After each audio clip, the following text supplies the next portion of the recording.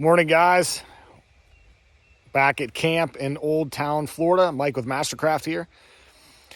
We had to come back up on short notice to meet the electrical engineer. Whenever you are starting any kind of building project, in this case, our camp here, you're going to want to likely bring power to the property. A lot of great battery tools today and things like that, but there's just some stuff you need power for. So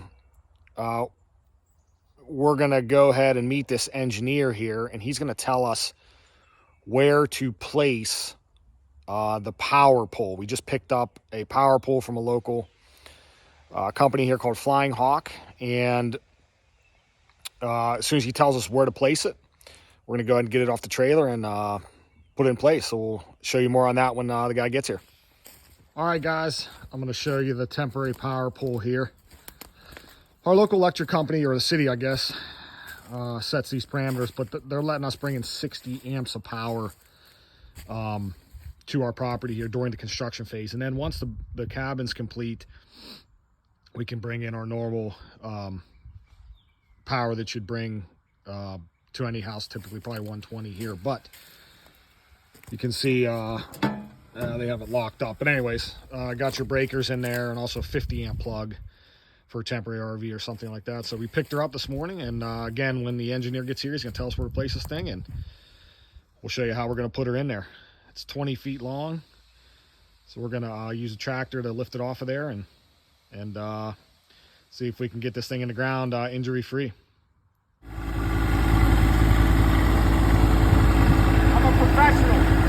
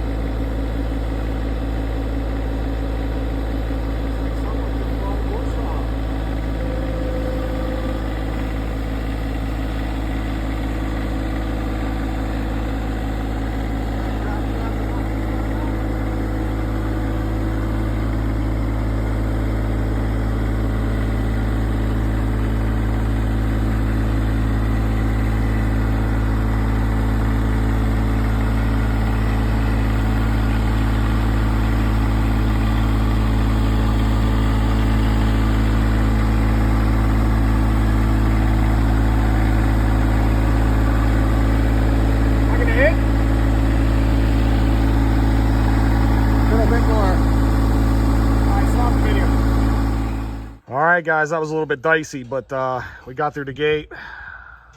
The little guy was able to lift it high enough. And what I'm going to do is drop it right down there by the hole. And we're going to go ahead and lift it in there. And we should have a temp pole. All right, guys, well, we've got ourselves a temporary electric pole here. Got Mike Sr. there putting on the final ground contact nut on the ground rod. County's requiring 2 ground rods now, but in any case, very stressful day. Little John Deere was not up for the task. We tried to lift the thing up, but it's 20 feet and it's just started getting top heavy and it almost tipped me. So we went ahead and found a neighbor who had a much bigger machine to come down and help us out. But anyways, we're in. So I'll tell you briefly how this worked, you know, again, in case you guys are trying to bring an electric to your camp or rural property.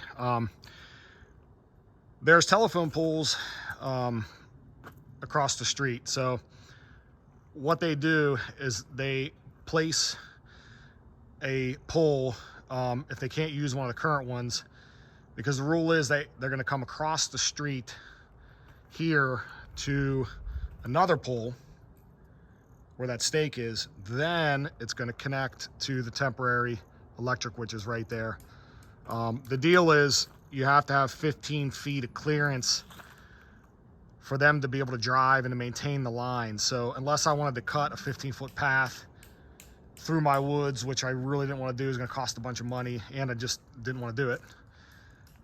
This was the best option. They're going to come kind of diagonal across the driveway here and to the next pole they're going to set.